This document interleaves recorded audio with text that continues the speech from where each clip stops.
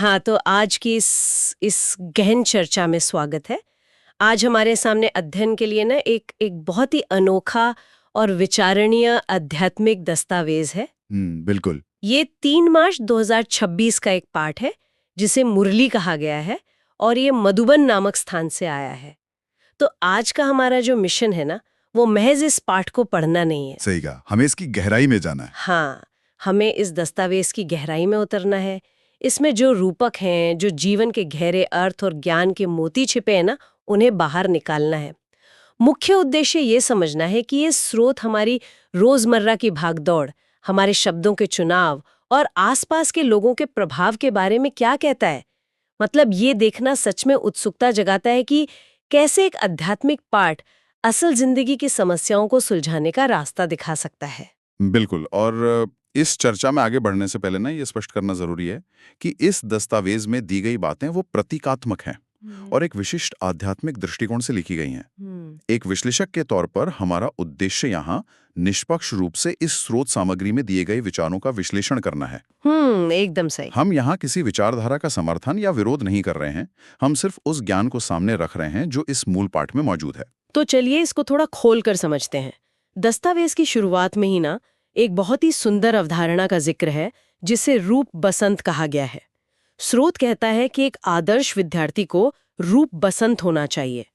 मतलब मुख से हमेशा ज्ञान रत्न निकलने चाहिए, ना कि पत्थर। हाँ, ये सुनने में बहुत सरल लगता है। लेकिन रोजमर्रा के जीवन में इसे अपनाना उतना ही चुनौतीपूर्ण है ना।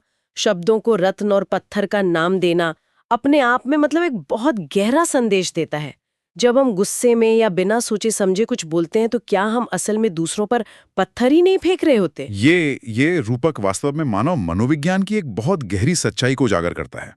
स्रोत में पत्थर निकालने का सीधा सा अर्थ है व्यर्थ की बातें करना, और दस्तावेज में इसके लिए एक बड़ा ही खास शब्द इस्तेमाल हुआ है, पेजर मुगर।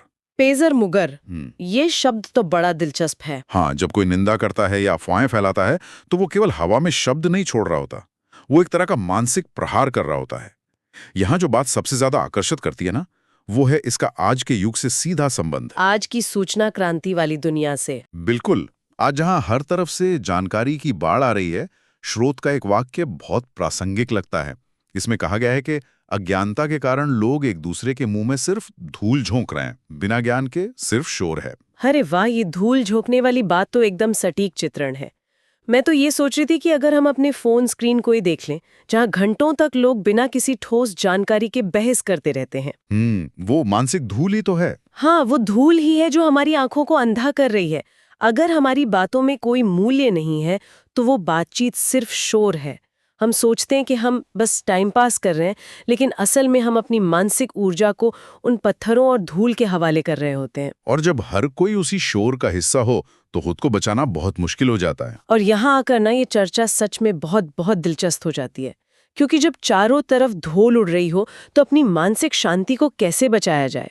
स्रोत इसके लिए एकरस अवस्था की बात करता है। हाँ, एकरस अवस्था मतलब एक ऐसी स्थिति जो बाहरी उथल-पुथल से बिल्कुल प्रभावित न हो। और इसे बनाए रखने का जो उपाय बताया गया है, वो है संघ की संभाल, मतलब अपनी संगत को ठीक रखना। स्रोत साफ तौर पर हिदायत देता है कि हमेशा सर्विजिबल स्टूडेंट्स, यानी सेवाभावी और सकारात्मक लोगों की संगत ही करनी चाहिए। ये बहुत महत्वपूर्ण बिंदु है, क्योंकि अक्सर हम अपनी मानसिक अशांति के लिए परिस्थितियों को दोष देते हैं, लेकिन अपनी संगत पर ध्यान नहीं देते। बिल्कुल। अगर हमारे साथ उठने बैठने वाले लोग हमेशा शिकायतें कर रहे हैं, तो हम चाहे भीतर से कितने भी शांत क्यों ना हो, हमारी वो एकरस अवस्था डगमगा ही जाती है। ये तो वैसा ही है जैसे साफ पानी के ग्लास में स्याही की एक बूंद डाल दी जाए, पूरी रंगत ही बदल जाती है। एकदम सही। स्रोत चेतावनी देता है कि जो लोग ज्ञान की बातों के बजाय उल्टी सीधी बातें करते हैं, उनका संग पूरी तरह से खराब है। ऐसे लोग हमारी अवस्था को तुरंत नीचे गिरा सकते हैं। दस्तावेज यहां तक कहता है कि ऐसे लोगों से हमेशा सावधान रहना चाहिए। वे अपना तो नुकसान करते ही हैं, साथ वालों को भी उसी दलदल में खींच लेते हैं। ये एक बहुत ही व्यवहारिक जीवन दर्शन है। हमारे आसपास के लोग हमारी सोच की दिशा तय करते हैं।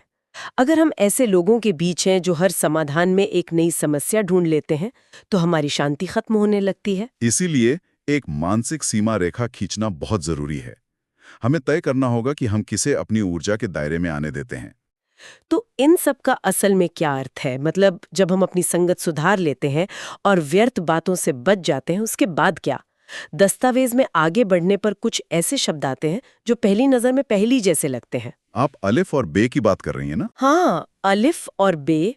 स्रोत कहता है कि सारा ज्ञान सिर्फ इन दो अक्षरों में समाया हुआ है। साथ ही यहाँ विज्ञान शब्द का भी इस्तेमाल हुआ है जो किसी प्रयोगशाला वाले संदर्भ में नहीं है। ये एक बहुत ही सरल लेकिन गहरा कोड है जिसे डिकोड करना चाहिए। अलिफ और बे एक बुनियादी शुरुआत को दर्शाते हैं। स्रोत के अनुसार अलिफ का अर्थ है पिता, यानी परम पिता परमात्मा, और बे का अर्थ है स्वर्ग का वर्षा या विरासत। मतलब ये कोई उलझा हुआ गणित नहीं है। बिल्कुल नहीं। ये सिर्फ अपने मूल स्रोत को पहचानने और शांति की विरासत को स्वीकार करने की बात है। और जहां तक विज्ञान की बात है, दस्तावेज स्पष्ट करता है कि यहाँ दुनियावी विज्ञान की चर्चा नहीं है। यहाँ विज्ञान का असली अर्थ योग से है। तो ज्ञान वो है जो समझ देता है, और विज्ञान यानी योग वो है जो आत्मा को शुद्ध करता है। इसी हिस्से में होली और धुरिया का एक बड़ा ही अद्भुत संदर्भ भी आता है। हाँ, होली का संदर्भ। जब हम आमतौर पर होली के बारे में सोचते हैं तो रंग और पानी का ख्याल आता है, लेकिन हम जानते हैं कि वो भौतिक रंग त्वचा से हटने में कितने दिन लगा देते हैं। स्रोत कहता है कि ये वो वाली भौतिक होली नहीं है। स्रोत बहुत ही काव्यात्मक तरीके से समझाता है कि असली होली क्या है। ये चेहरों पर रंग मलने की बात नहीं है, बल्कि ज्ञान से आत्मा की चोली रंगने की बात है। दस्तावेज कहता है कि बाहर से चाहे कितने भी रंग लगा लिए जाएं, उससे आंतरिक शुद्धि नहीं होती। आत्मा को पवित्र या होली बनाने का एकमात्र तरीका वो विज्ञान या योग है जिसकी हमने अभी चर्चा की। मतलब जो अज्ञानी है वे बस एक दूसरे पर बातों की धूल डाल रहे हैं।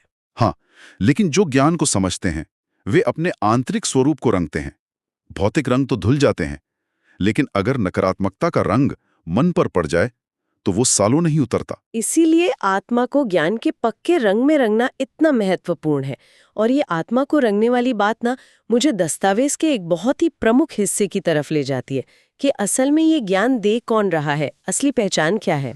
बाप दादा की पहचान। हाँ, बाप दादा। लोग अक्सर शांति के लिए अलग अलग गुरुओं के पास जाते हैं, लेकिन ये स्रोत बहुत दृढ़ता से कहता है कि कोई भी मनुष्य कभी सद्गति दाता या ज्ञान का सागर नहीं हो सकता। अगर हम इस बात को एक व्यापक नजरिए से जोड़कर देखें तो ये दस्तावेज गुरु शिष्य परंपरा के पुराने मॉडल को पूरी तरह से नकार रहा है। यहाँ बाप दादा की पहचान को समझना जरूरी है। स्रोत स्पष्ट करता है कि शिव, जिन्हें एक प्रकाश बिंदु माना गया है, वो परम पिता हैं, और वे जिस मानवीय माध्यम के जरिए ज्ञान दे रहे हैं वे प्रजापिता ब्रह्मा हैं। तो पारिवारिक रिश्ते के हिसाब से शिव हुए दादा और ब्रह्मा हुए पिता। बिल्कुल, इसीलिए इन्हें बाप दादा कहा जाता है, और असली विरासत शिव से ही मिलती है, किसी मनुष्य गुरु से नहीं। ये एक बहुत ही बड़ा मनोवैज्ञानिक बदलाव है। जब हम किसी को गुरु मानते हैं तो एक दूरी बनी रहती है, लेकिन जब संबंध एक पिता या दादा का हो जाता है तो वहां आज्ञा से ज्यादा अधिकार आ जाता है। एक बच्चा अपने पिता की विरासत का स्वाभाविक रूप से अधिकारी होता है, उसे भीख नहीं मांगनी पड़ती। यही इस पूरे दस्तावेज का सबसे मजबूत दर्शन है। प्रजापिता ब्रह्मा, कुमार और कुमारियां असल में एक परिवार हैं, अनुयायी नहीं। जब हम खुद को परिवार का हिस्सा मानते हैं तो हम एक दूसरे के प्रति जिम्मेदार हो जाते हैं। ये कोई संस्थागत पदानुक्रम नहीं है। ये स्पष्टता किसी भी इंसान को किसी दूसरे इंसान पर मानसिक रूप से निर्भर होने से बचाती है। अब अगर हम इस पहचान से आगे बढ़ें और दस्तावेज के अंतिम हिस्से, इसके वरदान और स्लोगन की तरफ चलें, तो वहां रावण के बहुरूपों की बड़ी रोचक चर्चा की गई है। हाँ, रावण का वो रूप जो सोने या हीरे का है। बचपन से हमने रावण को एक भयानक राक्षस के रूप में ही सुना है, लेकिन ये स्रोत कहता है कि रावण जिसे यहाँ बुराई या माया माना गया है, वो सोने या हीरे का रूप धारण करके भी आ सकता है। ये बात तो आज के उपभोक्तावादी समाज पर पूरी तरह लागू होती है। ये इस पूरे दस्तावेज के सबसे मनोवैज्ञानिक हिस्सों में से एक है। सोने या हीरे के रूप में रावण का आना ये बताता है कि प्रलोभन हमेशा डरावने नहीं होते। कई बार वे बहुत ही आकर्षक और सुंदर रूप में सामने आते हैं। जैसे सीता सोने के हिरण की तरफ आकर्षित हुई थी, वैसे ही आज इंसान शोहरत या झूठी प्रशंसा के पीछे भाग रहा है। ये सब सुनहरे हिरण ही तो हैं। इसीलिए दस्तावेज एक सच्ची सीता का उदाहरण देता है। सीता को सुरक्षित रहने के लिए मर्यादा की लकीर के अंदर रहना था, वैसे ही स्रोत हिदायत देता है कि ज्ञान की लकीर के अंदर रहना बहुत जरूरी है।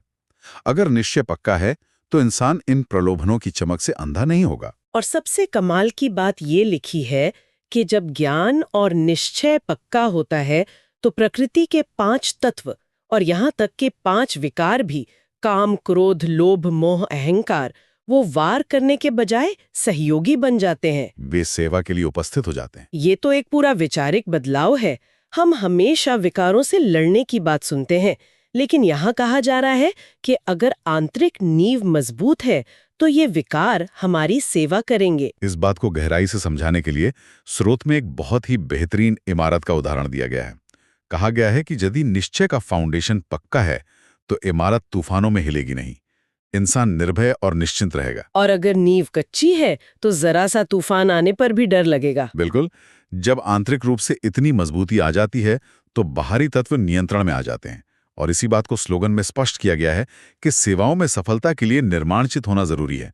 निर्माणचित यानी पूरी तरह से विनम्र। अगर नींव पक्की होगी तो डर नहीं लगेगा, डर नहीं होगा तो असुरक्षा नहीं होगी, और जब असुरक्षा नहीं होगी तो इंसान स्वाभाविक रूप से विनम्र हो जाएगा। सब कुछ एक दूसरे से कितनी गहराई से जुड़ा हुआ है। ये एक पूरा मनोविज्ञान चक्र है। व्यर्थ बातों से बचना, सही संगत चुनना, योग से आंतरिक शुद्धि करना और अपनी सही पहचान को समझना, ये सब एक स्थिर जीवन की ओर ले जाते हैं। चलिए अब इस पूरी चर्चा को समेटते हैं। हमने आज इस स्रोत के माध्यम से कई अहम पहलुओं का विश्लेषण किया। सबसे पहले हमने रूप बसंत बनने की अवधारणा देखी कि कैसे हमारे मुख से ज्ञान रत्न निकलने चाहिए, न कि पेजा मुगर या पत्थर। फिर हमने एक रस अवस्था के लिए सकारात्मक संगत के महत्व को जाना, अलिफ और बे के सरल ज्ञान को समझा और ये देखा कि असली होली आत्मा को ज्ञान से रंगने की है। और बाप दादा की उस वास्तविक पहचान का भी विश्लेषण किया जो पारिवारिक संबंध की बात करती है। हाँ, और अंत में हमने अपने निश्चय की नींव को पक्का करने की अहमियत को देखा ताकि हम सोने के हिरण जैसे प्रलोभनों से बच सके। ये सारा विश्लेषण सिर्फ किसी एकांत में बैठे व्यक्ति के लिए नहीं है। ये जानकारी इस शोर शराबे वाली दुनिया में अपनी मानसिक शांति को सुरक्षित रखने का एक बहुत ही व्यवहारिक तरीका है। ये दस्तावेज अपने भीतर झांकने और विश्वास को अटल बनाने का एक पूरा नक्शा हमारे सामने रखता है। ये वाकई एक बहुत ही सशक्त नक्शा है। अक्सर हम समाधान बाहर ढूंढते हैं, जबकि चाबियां हमारे अपने दृष्टिकोण में ही छिपी होती हैं। और इसी बात को आगे बढ़ाते हुए मैं श्रोताओं के लिए एक गहरा विचार छोड़ना चाहूंगा जो इस दस्तावेज से ही निकलता है। दस्तावेज कहता है कि यदि आपका निश्चय दृढ़ है तो प्रकृति के तत्व और आपके अपने विकार भी आपके सहयोगी बन जाते हैं। तो जरा इस पर विचार कीजिए, क्या हमारे जीवन के अधिकांश बाहरी संघर्ष जो हमें इतने विशाल लगते हैं वो असल में सिर्फ हमारी अपनी आंतरिक नींव की कमजोरी का प्रतिबिंब है? अगर हम अपने निश्चय की इमारत को मजबूत कर लें तो क्या बाहरी दुनिया की चुनौतियां अपने आप हमारे पक्ष में काम करने लगेंगी? ये तो वाकई गहराई से सोचने वाली बात है। क्या हमारे बाहरी तूफान सिर्फ हमारी अंदरूनी कमजोरी का आईना है? ये एक ऐसा सवाल है जो यकीनन हर किसी को अपने भीतर झांकने पर मजबूर कर देगा। इसी विचार के साथ हम आज की इस ज्ञानवर्धक गहन चर्चा का पूरे उत्साह के साथ समापन करते हैं। उम्मीद है कि ये विश्लेषण रोजमर्रा के जीवन में एक नई स्पष्टता लाएगा। आज की चर्चा में शामिल होने के लिए बहुत बहुत धन्यवाद।